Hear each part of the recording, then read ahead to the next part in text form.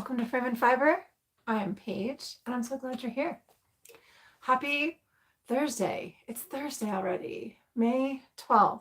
Is today the 12th? Yes, today's the 12th. It's crazy town. It's crazy town.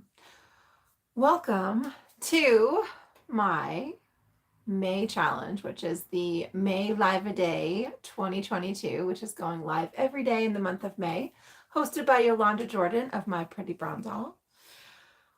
Yes, so here I am doing my live.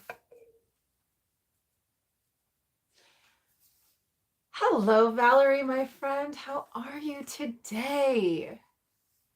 I saw pictures of you in the shared envelope from Maryland Sheep and Wool, and it was just so jolly to see the pictures. So thanks for being here. Pardon me, guys. So yeah, by this time in my May challenges, I've done this challenge, I think 3 times now. And every time I've done them, hello, how's it going? Thanks for counting sheep at Sunrise Hill Farm. That's a cute little name. I love that name. And it's a farm. I'm jealous of your farm. Also, I didn't close the door, and my cat's going to visit, so hopefully he's not too mischievous. So this week on my May Scope a Day, I say May Scope a Day because the first year that I did this was on Periscope. Hello, the yarn fashionista. I'm not sure who, if you guys want to say your real names, maybe I will, I don't even know what I'm trying to say. Say your real names if you want. You don't have to. No pressure. But yeah, the first year that I did these lives was on Periscope, which no longer exists. So I always want to call it May Scope a Day, but I can't because that's not what it is. So yeah, in these challenges, by the time I get into the second week, I'm kind of like, ooh, tired. Gwendolyn, hello. By the time the second week comes, I am a little bit tired. This time around, I did come up with some notes, not notes, but like a bullet point for each of the days to try to make it make sense in my brain and hopefully make sense for you guys watching. So this week, I wanted to talk about business stuff. Maybe you're not in business, but you're curious as to how business owners do it, or at least how I do it. There's plenty of business owners, or at least how I do it. There's plenty of business owners who don't do it the way I do it, but there's so many things that go along with that. Why am I in business? Yesterday, I talked about my business plan. Today, we're going to talk about some of the struggles and fears that I have faced, and I think a lot of other business owners have faced. Also, these struggles and fears, bad cat. If you're thinking of opening a business, these could kind of stall you or make you, kind of help you. Oh, my language is not working today. My language is not working today. They can kind of hold you back from starting and taking that next step. So I want to talk about that today. I also have to take a sip of my soda. I'm sorry. Oh my gosh, this is a sparkling water ginger ale. I love it. Not ginger ale, just ginger flavored sparkling water. Okay, so like I said, if you're starting a business or thinking about it, there's a lot that could hold you up. And some of the things that I face, maybe I face them now. So I've overcome a lot of the new business things, right? Like how to go about doing it, all of those things that can be hard in the beginning. There's a lot of resources out there if you are starting. The Small Business Administration has tons of free resources on how to write a business plan, how to present your business for a loan, how to fill out all of the paperwork in your town, all of that kind of stuff. Hello, Jason, my friend. Thank you for being here. I'm well. I hope you're doing well too. So for me, my struggle in my specific business as a creative business um, is communicating what I do in a way that makes sense to customers. So the average person walking into my store doesn't necessarily know what to expect because I don't follow the typical retail model that we as Americans are used to seeing, right? Like you walk into a main street in any town and you know the stores are going to be open from 10 a.m. to 6 p.m. or whatever, 10 to 4, and they're most likely going to be closed on Mondays, right? Um, or you walk into a yarn store and you expect, because it's a yarn store, to see plethora of yarns, plethora of supplies, notions, and classes, and people who, when you walk in, can help you with maybe a pattern or a problem you've run into in something you're making. And so my business doesn't fit those models 100%. And because of that, it can be confusing for people when they aren't used to me. So it's not so much my tried and true, have been with me for a while customers. They know what I'm about. They know I'm a little bit, they know I don't fit into any particular box. But that can be a struggle for business because I know I've lost customers, and I have to be okay with that because I need to do what I'm doing and find the people who need what I'm doing for themselves, right? But it's a little bit tricky running two different businesses at the same time, and communicating that in a way that my customers can understand what they're going to receive when they walk into my store or make an appointment with me. So that can be tricky.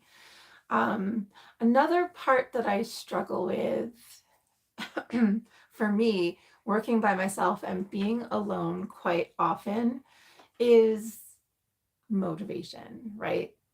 Obviously, I do the things like for my picture framing side of my business, it's very easy to stay on top of things because I have deadlines, and those deadlines are for customers who are expecting work done. So I don't struggle with that so much.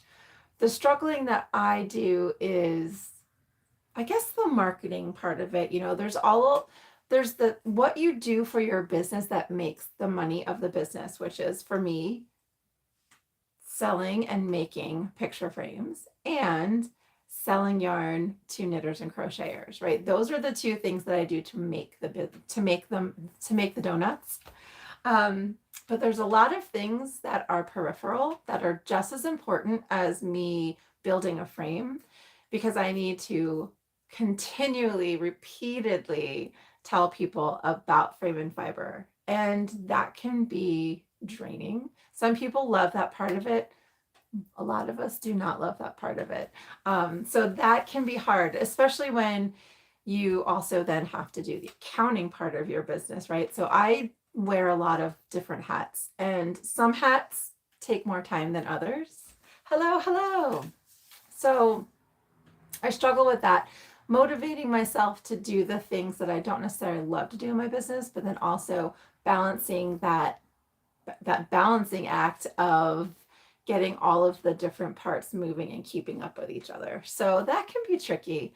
And for you guys and out there, if you're starting, that can definitely be something that could stop you in your tracks, just trying to juggle all that. Especially, I know a lot of people are starting to branch out of their things that they love to make and craft and want to turn that into a business.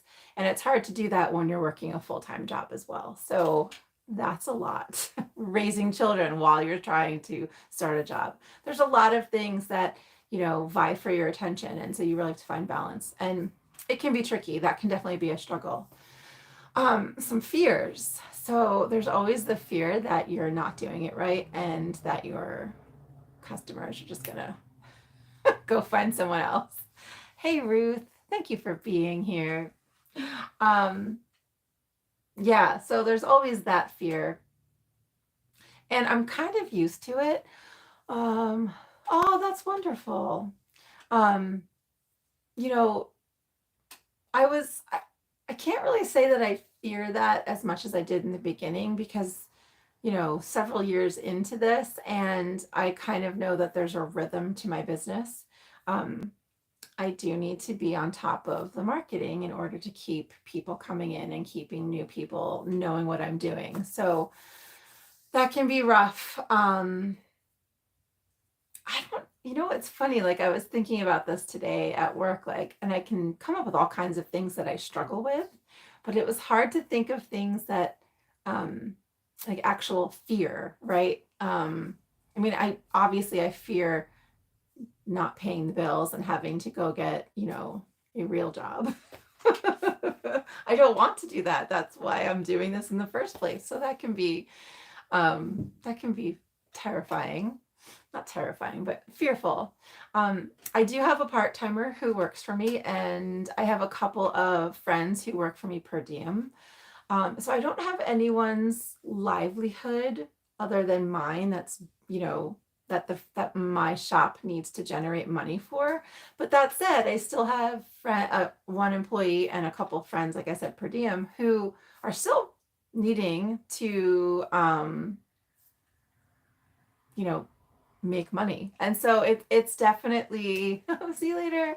It's definitely something that I want to always be mindful of their time and what they need. Let's see. My fear that has put me at a standstill is I won't have customers. I think that's like for me, one of the biggest, because without customers, you don't have a business. So yeah, that could definitely kind of put you on hold. Um, Finding the customers, I think, just starts with, again, going back to what I was saying about struggling with my communicating to people what I do and why what I do is important and why they may need my services. That's in a nutshell what we need to do as business owners to get the customers.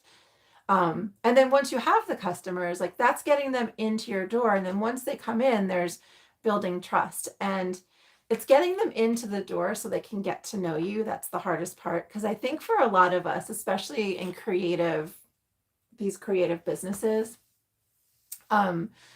once you get people in and they get to know you and hear your story and hear, everyone says to me all the time when they come into the shop and I'm helping them pick things out for picture framing, they like love how excited I get about it. And it's true. Like it's very easy to sell something when you love it. So once they're there, once they're with me, I don't have a hard time keeping them. It's the getting them in the door or getting them to, contact me to help them. And this is another thing that part of my business plan is my 5-year model is I want to do more business online than I do in my brick and mortar. And by that, what I mean is, yes, selling yarn and all of that, but more so my picture framing. Picture framing is a business that is, as for you as the customer, there's a process that you have to go through. It's not just going in, picking something out, paying your money and walking out the door. You need to have something that you want framed. Then you have to come in and go through this whole process with me in picking out the components of what we need to frame it. And so there's time investment in there for people.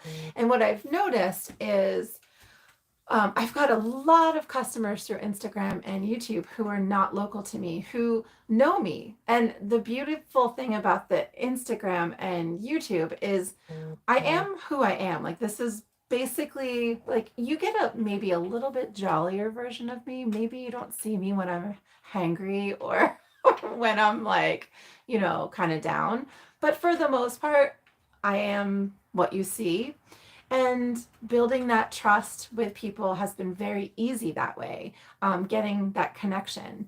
But then also with the picture framing, there's a lot that goes into it that you need skill, and the person doing the framing needs to have skill, and then also has to have the skill to help you, the customer, be able to pick out and, make this something that you love. And that also takes trust and a connection. And so I love connecting with makers online. It's been great. And I love framing things that they've made, or diplomas. I framed just diplomas for people online. So all of that's pretty cool to me. And I want to build that part of my business. Because the other part of that is a lot of my customers who have contacted me that are not local to me to have picture framing done for them. The reason why they're contacting me is because the only places that they have available to them where they live are big box stores. And there's a place for every type of business. I'm not going to, kibosh the big box stores. They're not my style, but they fit us. They have a lane and they're in it, right? But when you have something like, if you're a cross stitcher and you've just stitched like your epic piece, you don't want to bring that to a box store where potentially there's a high school student. And I can say this because I was a high school student doing picture framing in a box store. And you didn't want me at that time in my life touching your hard, beautiful, not hard, but like your hard work, right? You want to trust. And so I'm losing my train of thought, but that's where I want to go with it. And there's fear in that because, will I be able to move into that? Will I be able to make that happen? There's also fear. Who was saying that? Was it Ruth? I think it was Ruth. Yeah, no, it wasn't Ruth. Who was? Oh, Gwendolyn was saying, let's see.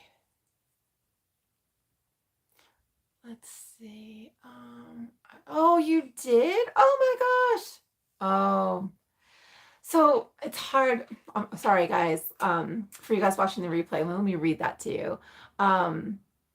A comment is, I actually started a YouTube channel and got discouraged, had another kid and haven't recorded in 2 years. And that life gets in the way, and sometimes you can't fit it all in, right? Like, obviously having a child is way more important than your YouTube channel.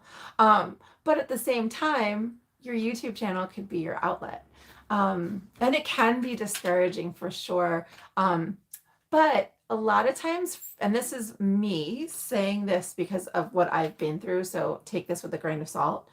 The few times in the past that I've been discouraged with my business, and I'm going to keep it business related because even though it's a business, your YouTube channel can still follow a lot of these guidelines that I talk about with business. But I find sometimes too that getting discouraged when I look and I'm trying to figure out like a part in my business that I can explain it better. But a couple times in the past when I was discouraged with my business and I sat down and I take a long, hard look, a truthful look at what you're doing and the why of it. And every single time I was discouraged, my why wasn't good enough for myself to be putting in the effort, right? So what I mean by that is I just needed to not necessarily stop doing what I'm doing, because I'm still doing it, but changed my motivation for it. And that can make everything different. Like my YouTube channel, just to talk about the YouTube a little bit. I started out doing a typical podcast yarn knitting, and I liked it, but I'm not just a knitter. And there's a lot of things that I love doing and I love sharing with people that I started. This is the last couple years, started sharing more of what I do, sharing more of what my business is. I've lost lots of subscribers, and it's not because I suddenly got bad at YouTube. It's because I changed, and I have to understand that not everyone is into what I'm into. So it's all good. That said, I was more discouraged back when I was just doing yarn and knitting than I am now about using YouTube for my life, because it just felt, it didn't feel right to me, and it was discouraging. So definitely take a look and think about like what you're doing and why, and yeah, be ruthless with yourself. Don't be mean to yourself, but be ruthless. Like look at your motivations, and definitely that sometimes can all it that can be the answer is you're still doing exactly what you were doing. You just changed the motivation. It's crazy. That's why a business plan is so great for business owners, because you get discouraged. Like there's like, the first 1 to 3 years, you're like kind of excited. And then 3 to 5, things kind of mellow out and you start feeling like negativity can creep in, right? Or you can feel a little bit lost in what you're doing. And having that business plan to look back at will also help you not be discouraged in what you originally started for. Does that make sense? Like for your YouTube channel, you don't have to have a business plan, but you definitely can have some bullet points that are important to you that you can stick to, so that for yourself and for your heart, you're always happy with what you're doing. So yeah, it's funny, like the whole business plan, all of what I'm talking about, like even though it's business oriented this week, it's totally life. That's all it is. So I think that's it. I mean, there are other fears we could talk about for sure. I think those are some of the big ones. Those struggles, maybe you can relate to them, maybe not. In the comments below, if you're watching this replay, comment and let me know, like, do you have a business? What are your struggles and fears? If you don't have a business, like if you're just, I don't know, let me see. I wanted to look. Wasn't there someone else who said, I think it was just Gwendolyn. Okay. I thought Ruth had something, but, Gwendolyn, for you, it could be really cool to, like, what am I trying to say? Not really cool. We already said that. You could make your own business plan. Hello, Danielle. You're here. It's good to see you, even though I can't see you. Strike that, Gwendolyn. Go back.